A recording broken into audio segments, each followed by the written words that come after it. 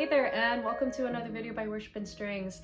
This is a highly requested topic, and I know you guys have been asking questions about it in my last video, which I'll link down below. It's all about harmonizing lines, how to recreate them. So I'm gonna answer that in this video. If your worship leader is requesting something for you to play, and it's more so in where you're playing the very similarly to the vocal line and like the main melody of the worship song, go ahead and do that, because every worship band's different. Every worship leader's requests are different too. I know that I have different requests for every worship set that I've played for. The chordal structure, the melodic structure in general. So it's all gonna vary. Is your worship leader, like, then these are questions that you're gonna have to figure out too, is your worship leader requesting you to play more so the melody or at least similarly to the melody, or is asking you to play more of like, harmonic lines? Because communicating with your worship leader prior to rehearsals is absolutely key. So I would highly recommend you do that before rehearsals start. I think it's a great way to prepare yourselves mentally and with your instrument, along with your original recordings, with like moderately, because then you'll have to adjust to your worship band setting and their type of way of playing each song.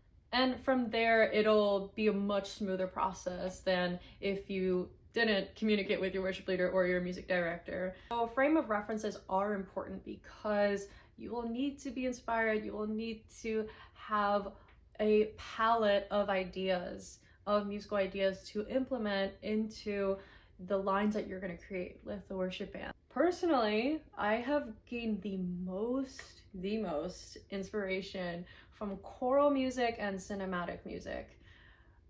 There's just something about those two types of music that helps me create accompaniment melodies that I just would not be able to figure out on my own. Like, I had to have been exposed to it first. I highly recommend listening to those kinds of music, and if you need particular composers in mind, then I personally would start with Bach, because he was the father of improvisation, as my violin teacher told me.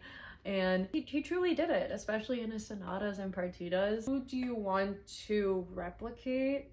Or maybe not so replicate, but whose type of style do you want to implement into your playing when you're playing with the worship band? Because like, we all have different tastes, we all have different backgrounds and different styles that we grew up in. So it's kind of up to you to figure out like what our style is and how can we complement also the worship bands at our churches, or the bands that we will collaborate with. How can we best serve them with the inspirations that we have? And because there are different types, there are different types of worship songs too from different countries, such as like Irish hymns, like Be Thou My Vision, like that's a perfect example right there. And all about like figuring out like what are the best composers to listen to, what are the best styles to listen for. And I think if there was another kind of music, it's world music, because just think of Chris Tomlin's like How Great Is Our God, and I think he calls it the world music edition, something like that. And at least there were like hints of like world music of some sort in there. Like, understanding that kind of music really helps too. So it's not just choral, it's not just cinematic, but it's a plethora of like different styles out there and like different instruments that other musicians around the world use. It's like, and it's like there's so much to discover. In the end, it's all about exposure. What kind of styles are you exposing yourself to? Accompanying ensemble that is behind the main melody of like what you're listening to, whether it is cinematic music or choral music or even world music. Having listened to like all of those kinds of music, it helped me to create my own palette of ideas and to implement them into worship songs. So I would recommend you start with that. Like, start exposing yourself to cinematic, choral, world music. Like, there's so much to discover, and there's so many musical ideas out there that to implement into your playing. And I think that like when harmonizing lines, like as long as you're staying within the chord and you're playing the notes of the chords, there's plenty of flexibility. But at the same time, there are boundaries as well, remain, you know, playing the notes of the chords, and to maintain a certain rhythm as well, because every worship song has its own rhythmic texture and style to it. That has helped me a lot.